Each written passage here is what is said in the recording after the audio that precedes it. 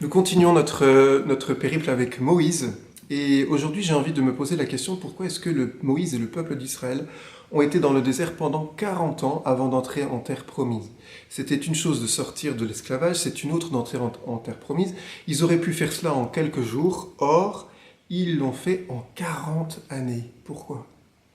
Dieu a demandé à ce qu'il y ait 12 personnes qui aillent voir en terre promise en quoi est-ce qu'elle était productive, en quoi est-ce qu'elle avait de grandes grappes de raisin. Et en fait, parmi les 12, 10 sont revenus avec la peur au ventre. Et seuls Caleb et Josué sont revenus en disant « On va aller dans cette terre sainte parce que Dieu est avec nous ». Les autres étaient terrifiés par la force des habitants de cette terre.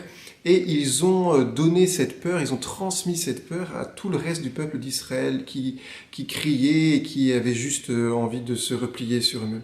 Ça veut donc dire que pour nous, parfois, la peur nous empêche d'entrer dans le plan que Dieu a pour nous.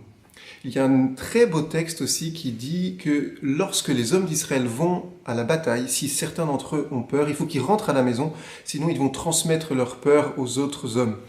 Eh bien voilà, donc que faire si j'ai peur? Il faut faire comme Moïse. Il est déclaré étant l'homme le plus humble.